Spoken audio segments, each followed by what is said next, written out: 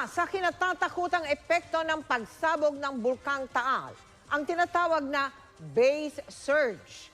Ang base surge ay yung pong horizontal o pahalang na pagkalat ng napakainit at malaulap na kombinasyon ng abo, steam at nagbabagang bato mula sa bunganga ng bulkan kapag may malakas na pagsabog. 60 hanggang 80 kilometers po ang bilis ng base surge na yan, kaya hindi po uubrang takbuhan yan ni Numan. Batay sa mga nagdaang pagsabog ng Taal, sa isang iglap, kaya nitong tumawid ng lawa ng Taal at umabot hanggang 14 na kilometro mula sa bunganga ng bulkan. Kaya nanganganib dito ang maraming bayan sa paligid ng bulkan.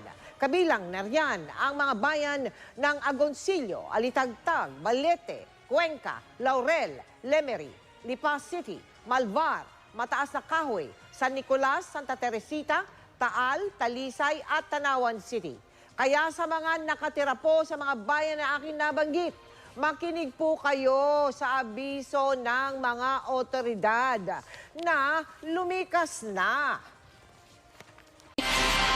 Dahil bukod po sa base surge, may panganib ding tsunami ang isang malakas sa pagsabog ng Bulkang Taal. Tinutukan yan ni Bernadette Reyes.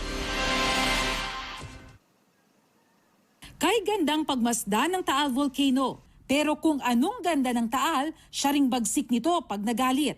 Taong 1754 nang maitala ang pinakamalakas at pinakamatagal na pagsabog ng Taal na umabot ng 7 buwan.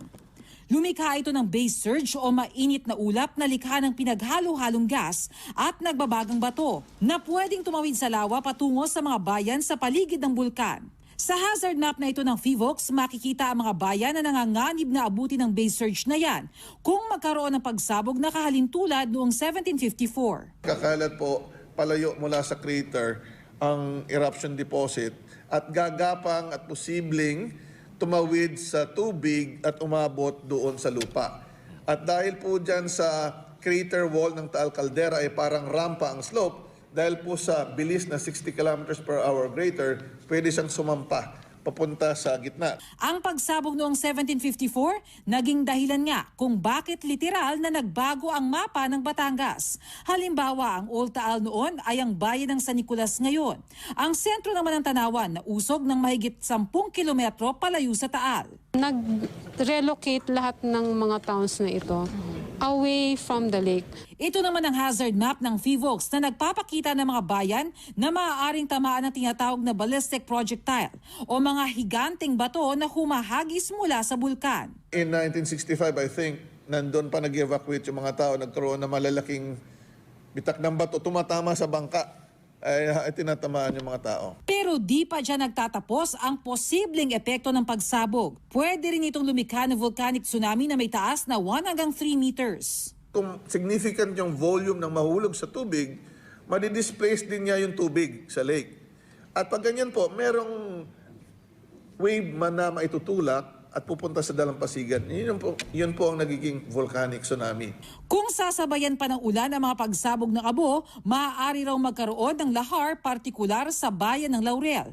Nagkaroon na ng fissuring o pagbitak ng lupa sa ilang bayan sa Batangas. Noong 1911 na pagputok ng bulkan, nag-umpisa yung Andres ng January 27. Ito ay nasundan nung sumunod na araw, noong January 28, ng fissuring.